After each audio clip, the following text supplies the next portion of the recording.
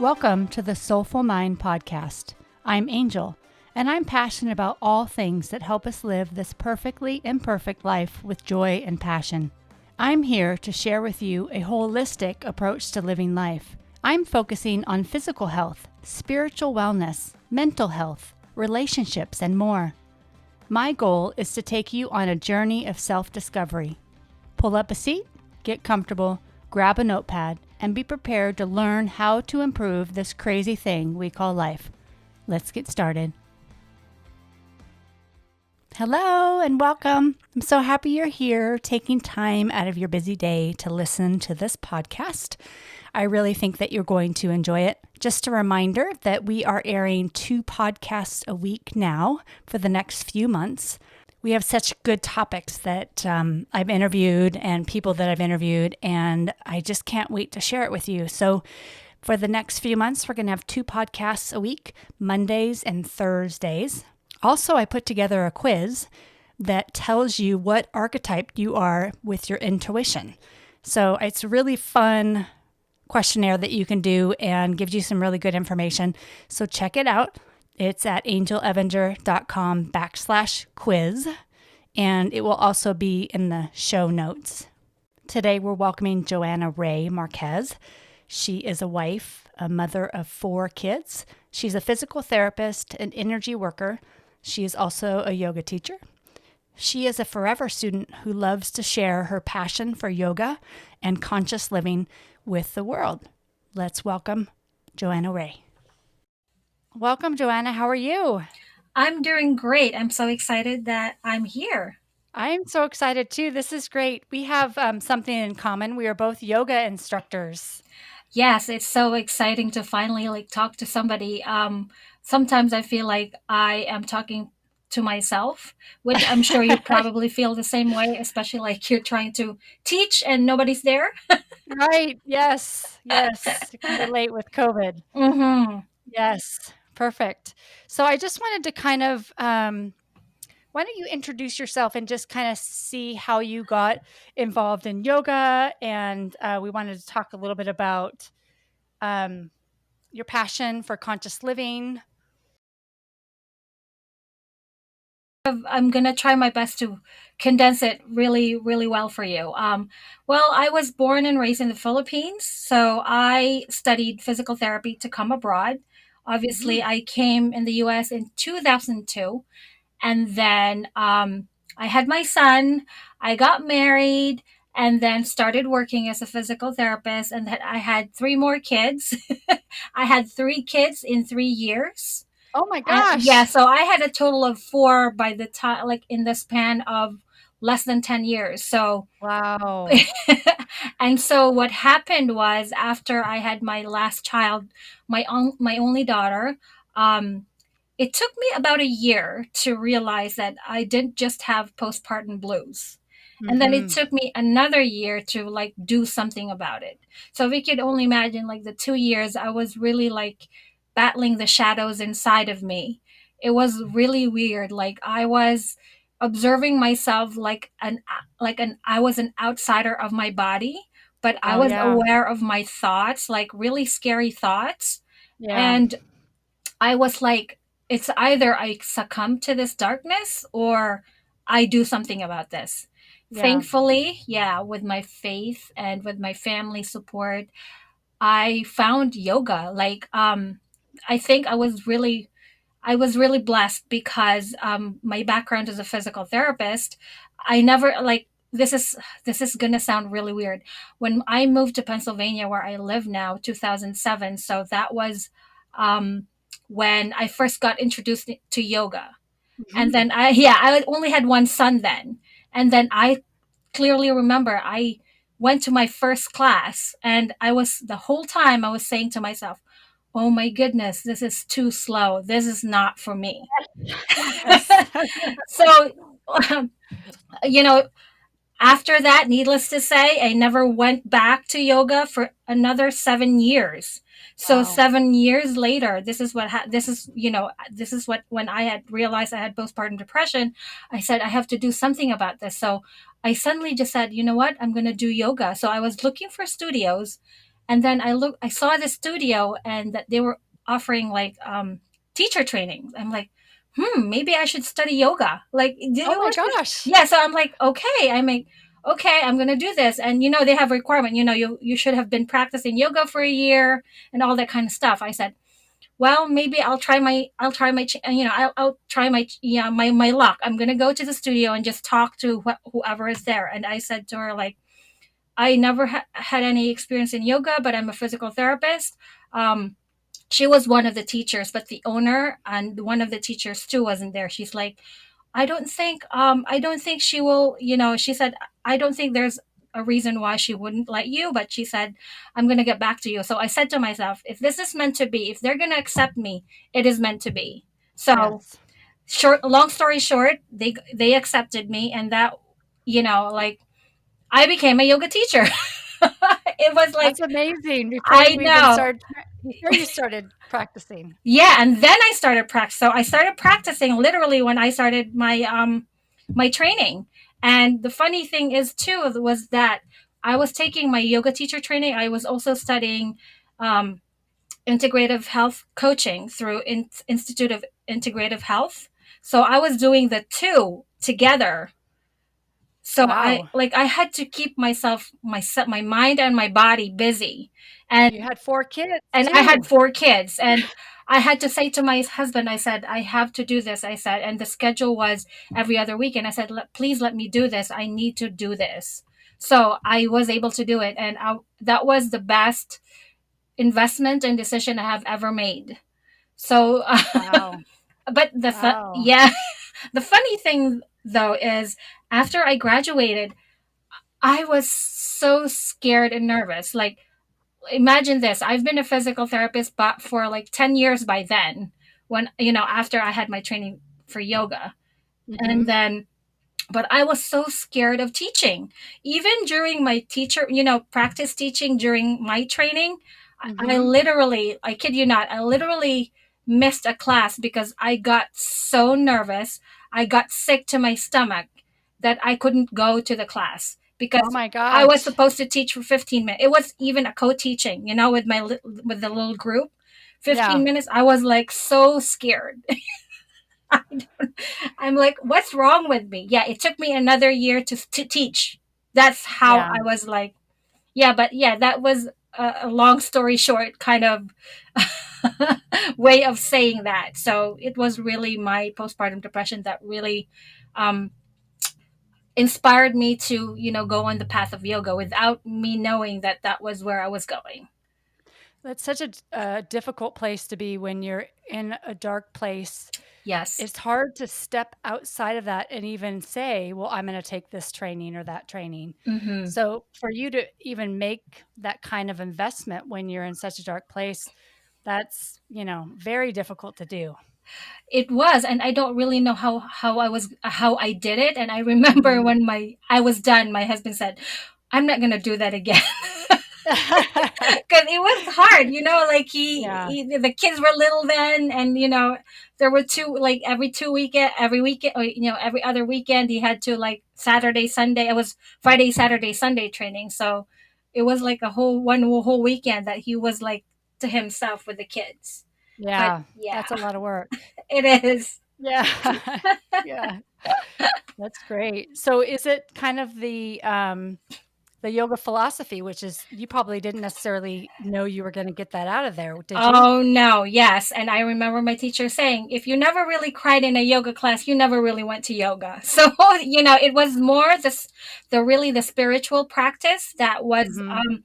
the emotional healing that I needed to go through. And then the physical practice came next. But if I'm being honest to you right now, I still am very resistant to the physical practice. Like, I still think that um, I do exercise, and I also give myself this reason because, I'm a physical therapist. I do it every day. I do it with my patients. Why should I do it for myself? Right. Like, I'm the worst patient I could ever have. But until now, like, I still resisted, but every time I practice, I just know that I need it. But I know the more I resist, the more I know that I need it. Yes, So I have that same issue. yes, but I Yeah. had to find my yoga. So my yoga is, oh my gosh, my favorite is yin and aerial yoga. So I teach aerial yoga. Oh, I've never done that Yes, before. it is so fun. It, Aerial yoga. That sounds yes, amazing. yes, it is amazing. Like it's very relaxing and playful at the same time. I when I was young, I told I was an aspiring gymnast, but I was, born and raised in the Philippines, so my parents didn't know any better. They say that I was too little and I'm going to break my bones, and so I never really go into gymnastics. And but Hmm. I had like we lived in a large lot. We had trees, and I would, go to a branch of the tree and hang there and did my own acrobatics when I was young. So that was my gymnastics. So now you're back at where you left off being a kid. Yes, it's Yeah. like that. That's part of what I really love about the practice of aerial, and aerial yin is so much like it's just my favorite. That's amazing. I should try. I don't think we have any place locally that does that, but maybe I can find somewhere online. Yeah, I mean, yeah. There's I my first aerial training. I trained in, I want to say 2017, I think. So I traveled 2 hours one way just to get to that training, and it Wow. was really like very personalized, but because there were only two of us, so it was Hmm. semi-private, but it was really great. And then what happened was, because like you said, there's not really a lot of studios that have that. So Hmm. when I came back from training, I was supposed to do the hours and everything, but I just couldn't get it. So I could not get the practice and also the actual certificate because I didn't get to do all those hours. But in the midst of COVID, this year I went to another aerial training. This time it's the Onata aerial yoga, and it's the Hmm. founder that really like taught us. And it's the aerial yoga that I didn't know I needed. So yeah, in fact, I'm gonna do the level 2 training this January. So Oh, how exciting. yeah, it has become, if I'm going to be really honest, like the philosophy of this training that I just had, it really dove deeper into that. Like maybe it's not because it was better, but because maybe my understanding is deeper. So I Hmm. really was able to appreciate everything that my teacher had really taught me. And I knew, again, going into the training, I was resisting. I said maybe I shouldn't go, like I tried to find reasons not to go, but Hmm. I know that was also already the resistance. So I said, now I'm resisting it. Now I need to do it. So that's how I gauge my decisions. When I Yes. resist so much, I know I need it. So I'm like, Yeah, okay. Yeah. that's great.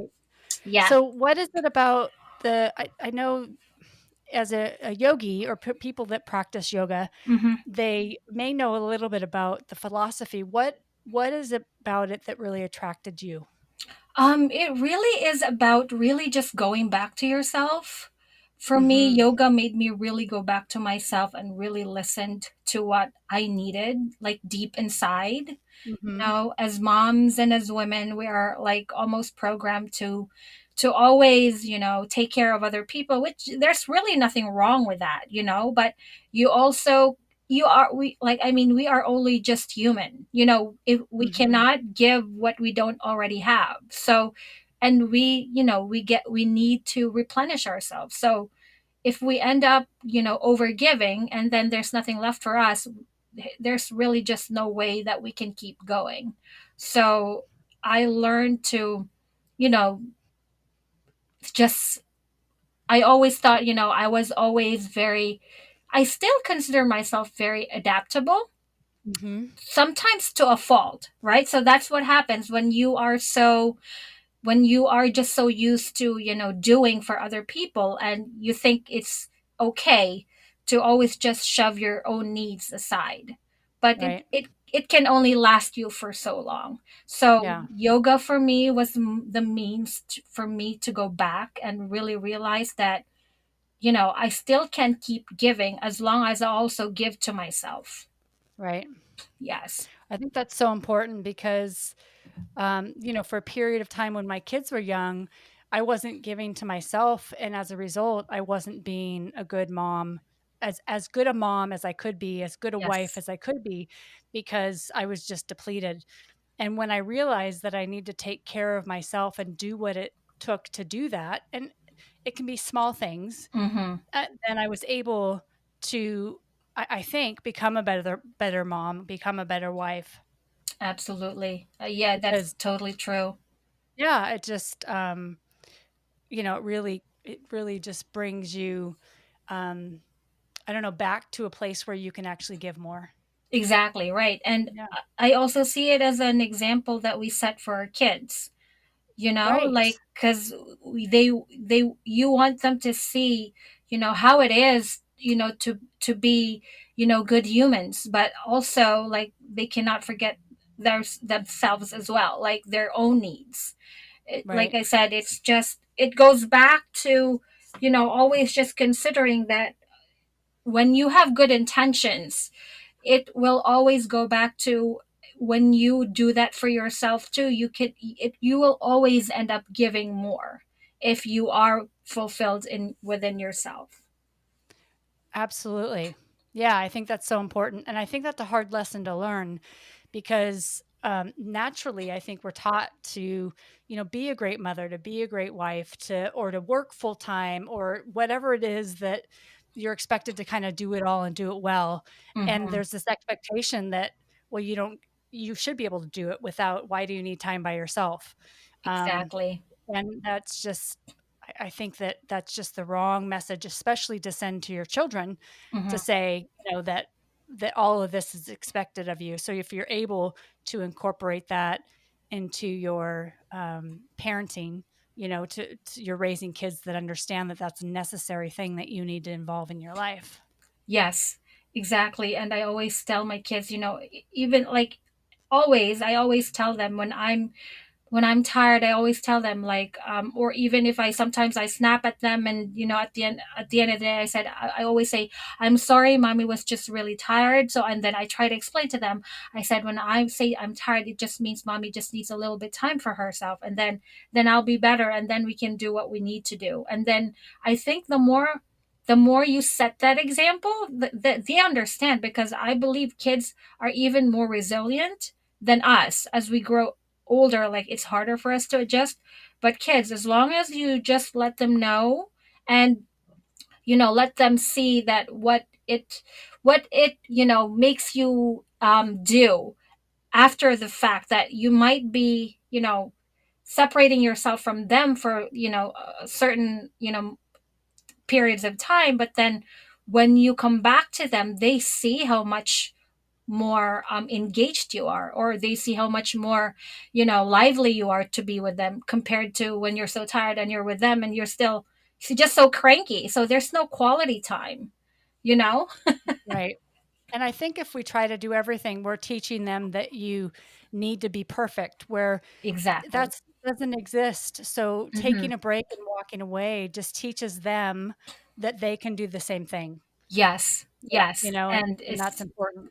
exactly right, because now I feel like, with the age of social media, like, there's always going to be just those, the shiny happy image that people project in social media, and as Right. kids, that's all they see, and they don't Right. have that, I want to say, the cognitive capacity yet to, like, connect all the what's really going on. They're very literal, and then what they see, that's what they get. And it's just, for me, I used to feel very guilty, because, like, my friends would always say, oh, how they say, I'm so, like, glad you can do it, like, how do you do it? And I keep saying, you know what, I just do it, because if you don't do it, who else will do it for you? you Right. know Right. because I feel like, when I made my decision 3 years ago, that every year I'm going to give myself a retreat. I go away and just go to a retreat that I like to participate in, and I've been doing that. And even though I miss them so much, But I just know when I come back, I my cup is so full that I just, would like to give more. And that's really the message here. I think retreats are such a great place to do that in too, Hmm. because it's about connecting with yourself. In most cases, it's about Yes. connecting with yourself Hmm. and bringing replenishing all those things that you need, whether that's through meditation or yoga or Yes. even getting out or massages or whatever that specific retreat offers. Um, Yes. I think Absolutely. that's great. It Yeah, is. I just miss it. This well, I have a virtual retreat coming, but I'll take it. It's right. yeah, it's I a know it's tough crazy right time. now. Yeah, it is very tough. It's Yeah, crazy. Now we're talking about retreats. Have you ever held a retreat, Angel? I haven't. I would love to, but I have not. Yeah, I have. That's my on my to-do list. Or yeah, this is gonna sound funny. The beginning of January, I said I'm gonna have a retreat. Oh my gosh, it's almost done, and I still haven't done my retreat. It's Well, yeah, things Yeah, got in the way. I know, but that's Yeah, one of my dreams to do. Well, we'll see. Maybe we could collaborate. Who yeah, knows? that'd be Yeah, great. that would be awesome. That would Yes. be great. Yeah. So it sounds like um, you like to share about conscious living. What exactly do you mean by conscious living? Really, for me, it's always just about coming back to what's true to you at any Mhm. moment of your day. Like, for me, for example, like let's start with at home in the morning when I first get up. I kind of know how my day would go on how I woke up, on how I decided to, I'm gonna say this, and I'm gonna be very very honest, but I'm guilty of like checking my phone at the first thing when I wake up, and Right. that's a very bad habit, and it's so hard to break. But I notice that when I consciously try to do something about this, or not in a way that it's almost like not in a punishing way, but really just saying, okay, I caught myself doing this. Now, what should I do? What should I be doing now instead of doing this, so I can make my day start better than just feeding myself all those unnecessary thoughts, even just getting up first thing in the morning. I have to really think about what I want to do for that day. And Hmm. sometimes it can get really automatic, right? Because especially as a mom, I get up in the morning, try to prepare for the kids, but sometimes I feel like those little things that I always wanted to do, it's just a matter of really saying, okay, I want to do this. And instead of saying I don't have time to do this, I sometimes I say, okay, if I cannot do it now, I'll make time for it later. And what I've Hmm. been doing now is that I was really my husband inspired me every time because he is a very hands-on dad, Hmm. and he is more patient than me. So he is a mirror, and he's also a trigger, but you know how that works, right? Like, people mirror you, like the things that you want in yourself, or those things that you are really trying to improve on yourself. So what I've been doing is that I'm also a rebel. So he likes to read to my kids. I don't know if I'm the only one, but I love to read, but I don't like to read for other people. And I don't like to read for my kids. I don't know Yeah. why, but I say they know how to read. They can be But what I Right. did, I got my one son, his birthday was just early this month. I got him a book of quotes. So what we're doing every night, I make them pick up one quote or read a quote, and then we discuss it. So that way, Oh, yeah, they read it, and yeah. then they share with me what they think about it. And so the three younger ones, because my oldest is 17 years old, he has his own life, but he has his, Right. so the three little ones, they're 8, 9, and 11. So we just recently started this. So we discuss it, and so it's kind of reading, but really more like hearing each other's thoughts. And Hmm. it's really, I'm so happy that I did it. And so really just being like, when you come back to conscious living, is really just, you know, looking into what we are, our thoughts for that day, our thoughts for that moment, and really going back to, is this true for me? And if this is true for me, is this helping me out? And if not, what can I do to make this better for myself or for my loved ones, or for, you know, for how I want this situation to be better, for, you Hmm. know, for any, you know, for whatever, you know, your goal is for that moment in time. It doesn't have to be the whole day, because I realized that if I, especially if I'm really exhausted, you know, just being like on a daily go to, you know, go basis, because I work Monday to Friday, and then I cook, and then all this other stuff that you do as Right. mom. Um, I just feel like if I do it moment by moment, so really just I'm simplifying it for myself.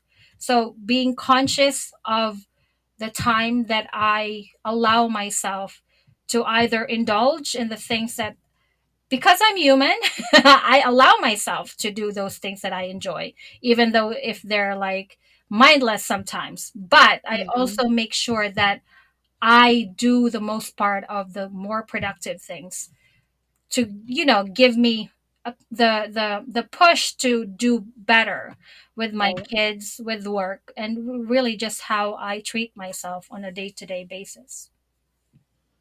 I think that's so important. It's interesting because when you're let's talk about with your kids, when you're with your kids and you're Hmm. truly present in that moment, you're not Yes. worrying about what's going to happen next or what happened before, which is what we all do. And it's so Yes. easy to be in that place. Hmm. And so if you're able to actually focus with your kids for even a shorter amount of time versus not focusing and spending an hour with them on your phone and then focusing and spending a good 15 minutes with them, that's better. The 15 minutes is better than sitting with them for an hour. Yes, exactly. That's Yeah. true. Yep. Mm-hmm. Because So I I think mean, it's yeah, go ahead. yeah, I mean, when I do that, like you said, spending, like, I'm literally physically with them, but I'm not with them because I'm on my phone and they're also doing some stuff. So it's really not like we're just almost like roommates in the room, you know, Right. sitting together. So really, it's no different than I go in my bedroom and they're in there doing their own thing. So Right. I'm sorry I interrupted you. So your turn. No, no, that's okay. That's okay. It's just interesting because um we have a lot of mindfulness is kind of a big word right now or common word right now. Mm-hmm. And it's not easy to do. It's not easy to be mindful and to focus on what's happening in the now. Mm-hmm. You know, I go out to dinner with my family and I make a choice to not go onto my phone and then something happens and they pick it up and they look at it and then before you know it they're, Everybody's on on their phone. something. Right. Yes. And I'm like, should I get on my phone because everybody else seems to be on their phone? Exactly. you know, Right. I'd like Mhm. to be in this moment with you, but so yeah, it's interesting how it's hard to be mindful of what's happening, especially with all the distractions Yes. and everything that we have.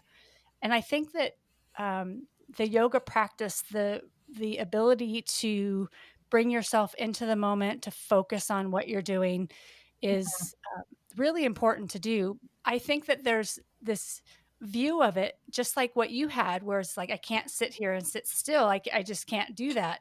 Mhm. But there's a common misconception that yoga is about just sitting there and sitting still, when Mhm. it's really about being there with yourself, connecting to your breath or a thought or, you know what I mean, something that inspires you, whether it's a mantra, and connecting with yourself. It's time with yourself.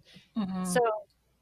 it's hard sometimes to learn that because if you have a hard time getting to that place, Yes. now you had that challenge. How did you kind of overcome that? Well, like now, I mean, I'm almost like the there are seasons in my life that some seasons are I like to do like really just go go go. And like Hmm. this 2020 has really forced all of us, right? To Right. really slow down and be. Like just Right. be where we are. And Right.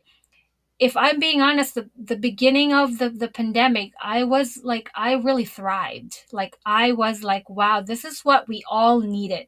Not just Hmm. me, but I know the world, that's what the world needed. But then it shifted to being like also a highly sensitive person and, being really empathetic. I feel I'm working in the hospital. I mean, I am just like a sponge for energy, and Hmm. I've Yeah. I've kind of learned to know how to protect myself, but it's just in the if you're always what do you call this in that kind of environment, and sometimes it just gets to you. So I want to say in the like maybe 3 4 months I was fine, then 5 6 7 months like I started feeling like the pressure of it.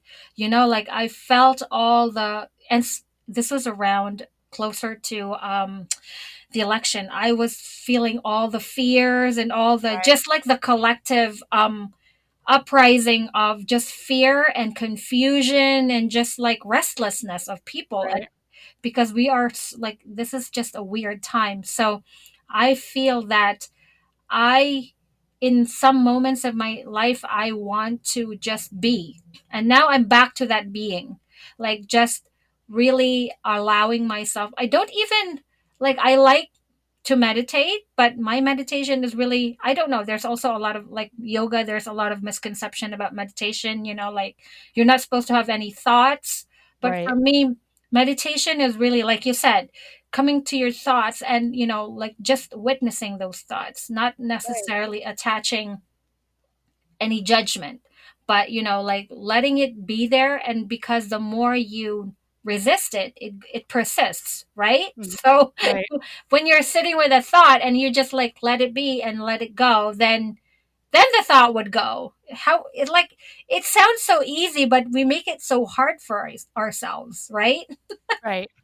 We So do. Yeah. yeah, it is like it's like like our human mind is so complex that it's our like nature to make it complex, but it's really not, as long as we allow it. So being is very challenging, I want to say, but if you do it intentionally, like you said, when you are being mindful about it, then it becomes easy because you're making a choice.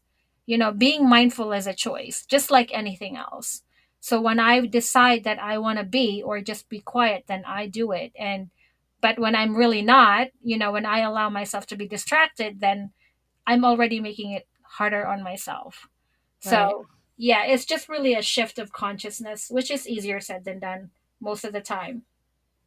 It is. It is. I think that's part of the challenge Hmm. of yoga and meditation is trying to, like you said, witness those thoughts and not necessarily experience them, as you relive those thoughts or as those thoughts are coming into your mind. Hmm. Yes. Yeah. Yes. Yeah.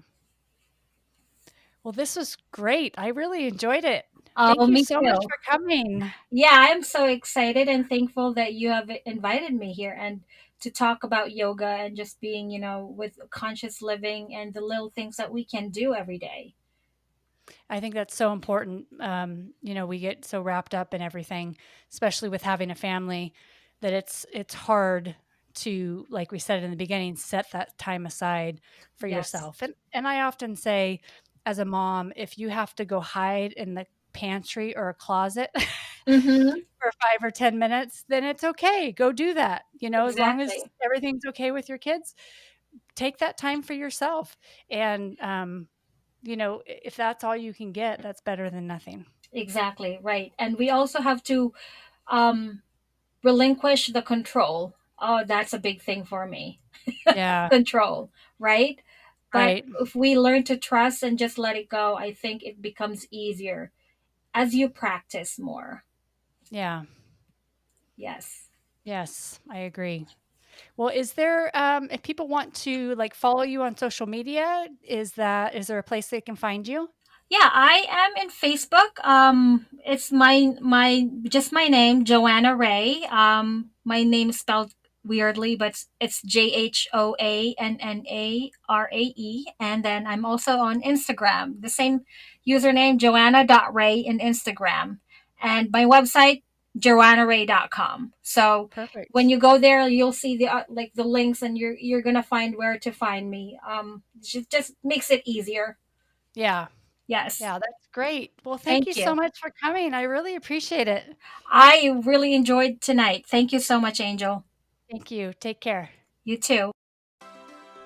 Thank you for joining us. If you like this podcast, you can receive our free gift, 5 minute meditations to kick off your meditation practice.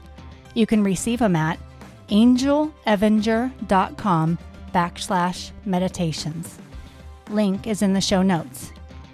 We would also love to have a review from you. We read each one, and it helps us with the show and makes us more visible. You can follow me on Instagram at Angel Evenger. And remember, you are the only one who can make your life great. Grab it by the horns and let's go. See you next week. Lots of love.